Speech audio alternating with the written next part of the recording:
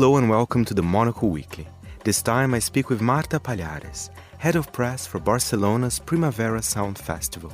She tells me about the upcoming 22nd edition of the festival, the stellar lineup that includes Lana Del Rey and SZA, and also the international expansion of the festival.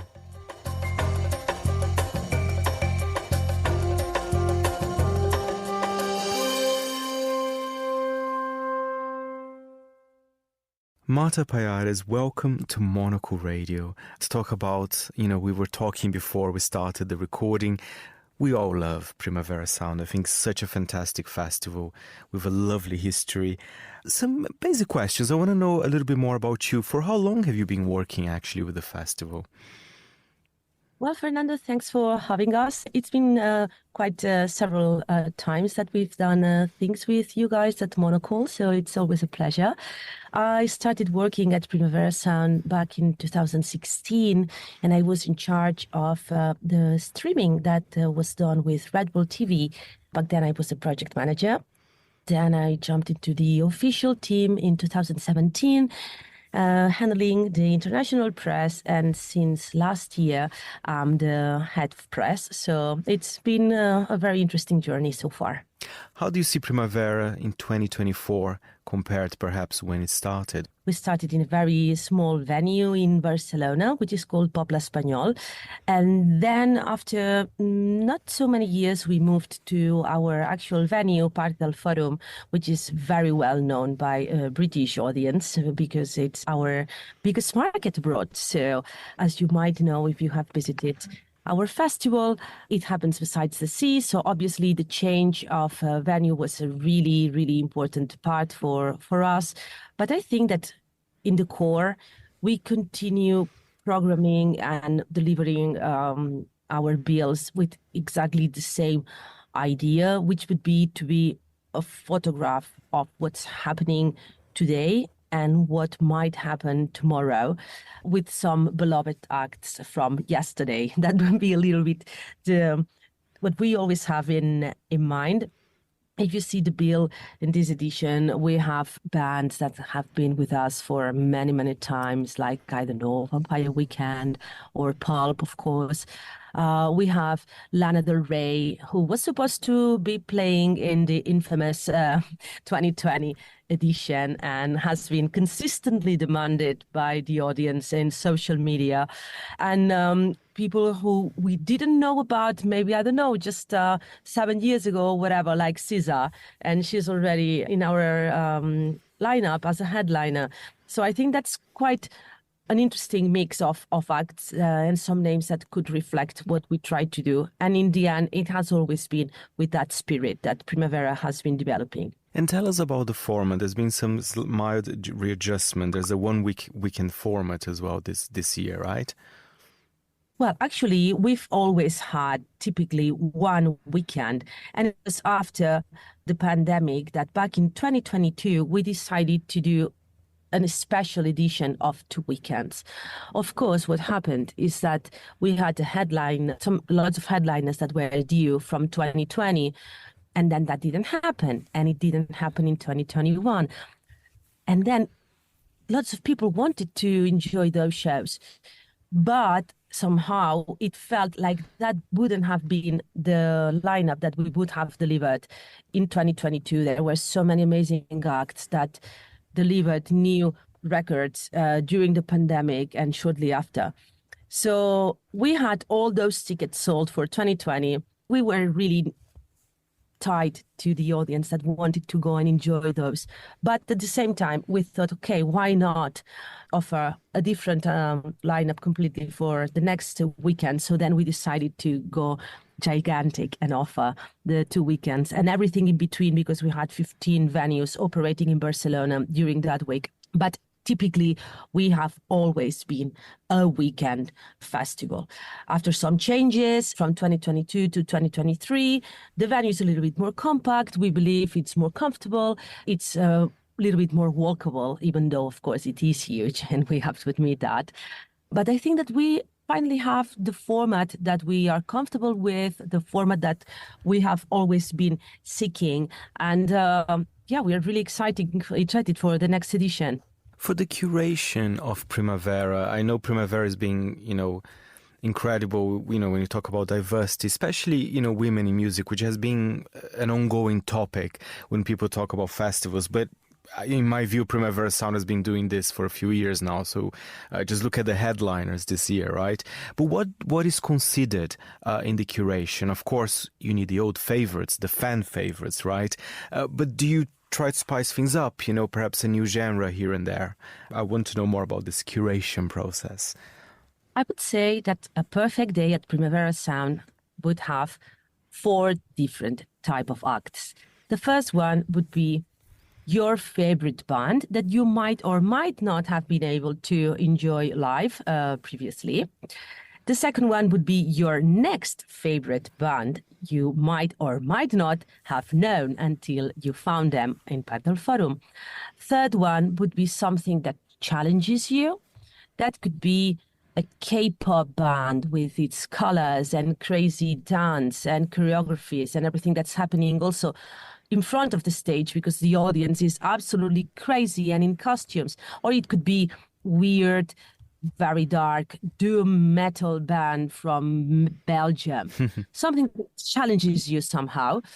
And the fourth one would be something that makes you so happy and it is so much fun, something that you really enjoy and makes you dance and connect with the rest of the people. So if you find those 4 acts in a Primavera Day, I would say that's what we aim for. That would be a perfect day at Primavera Sound.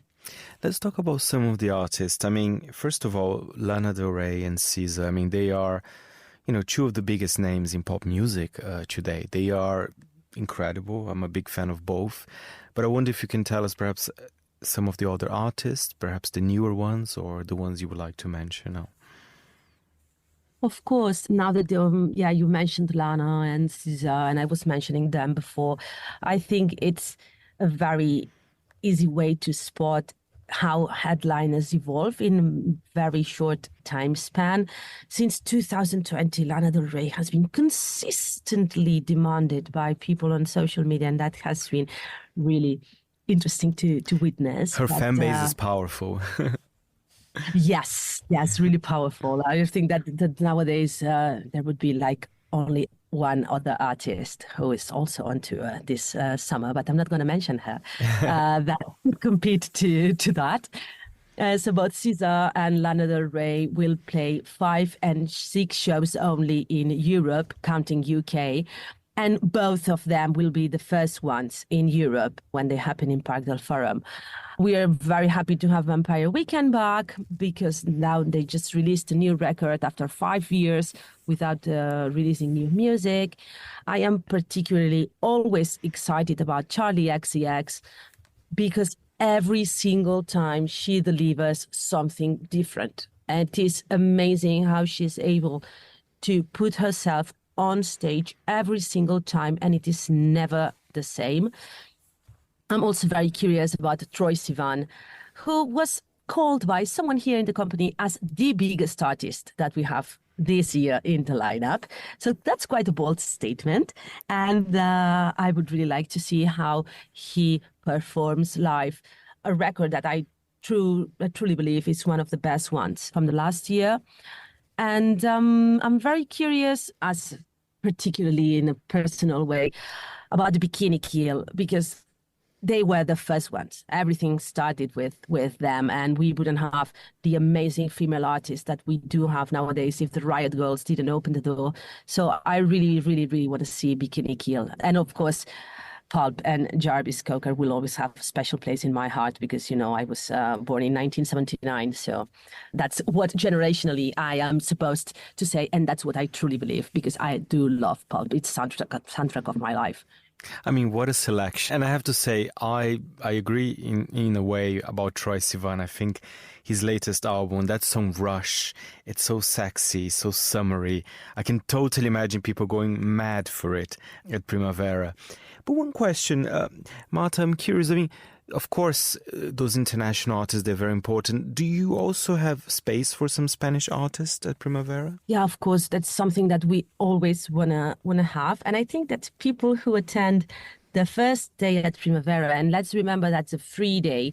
So on Wednesday, we open the doors of Parque del Forum, and it's just one stage running, but we do have headliners also for free. And we have Phoenix, who were headliners in the regular festival back in 2022. But lots of people were curious about who are Stella Maris. Stella Maris is a band that was born through a TV series. And they play songs by our beloved duo, Hydrogenes. And it's going to be quite a show. It's kind of Christian band gone terribly wrong, integrated by 7 sisters.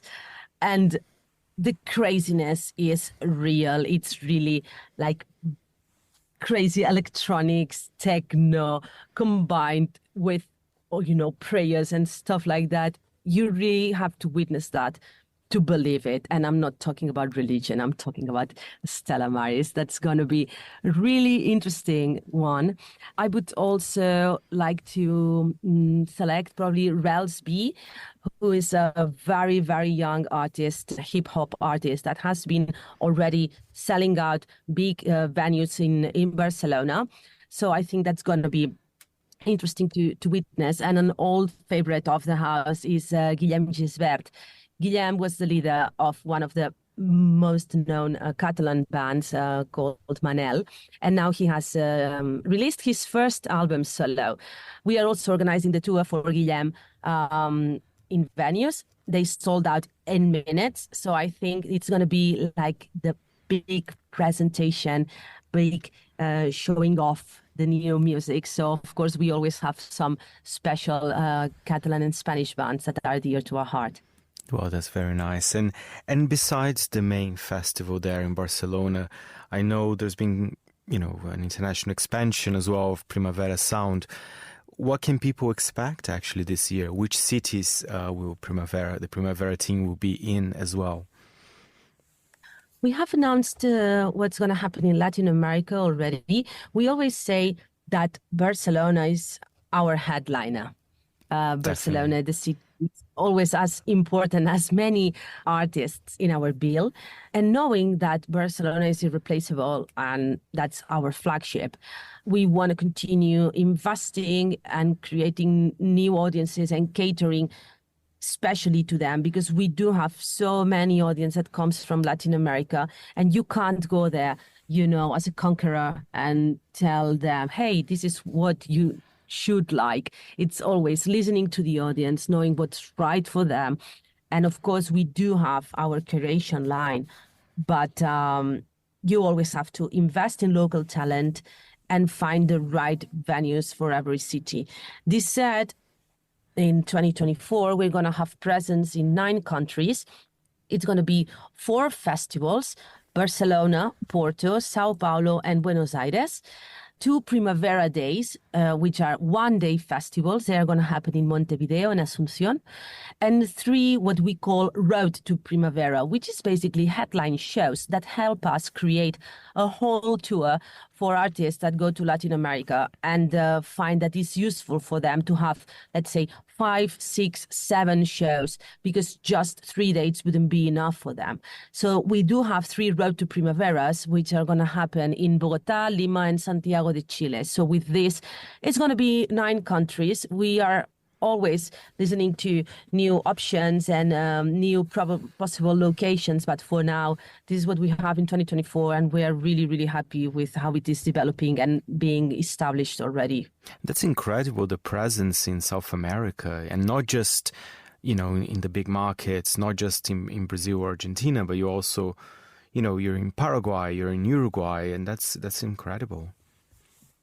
Yeah, honestly, it is it is the right thing to do probably when you want to be a serious promoter in those countries, because just going and flying the artists and the headliners to Buenos Aires most of them would say, hey, yes, I would love it because Argentinian crowds are amazing, or there is no way like Sao Paulo, the way they live the music, the way they enjoy the music in Brazil.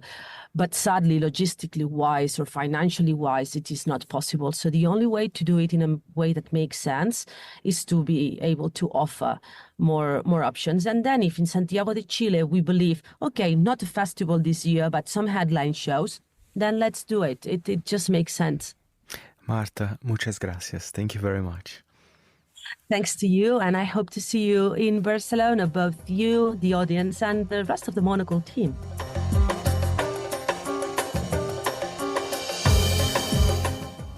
That was Marta Pallarès there, head of press for Barcelona's Primavera Sound Festival. The show was edited by Steph Chungo, and I am Fernando Augusto Pacheco. Thank you for listening.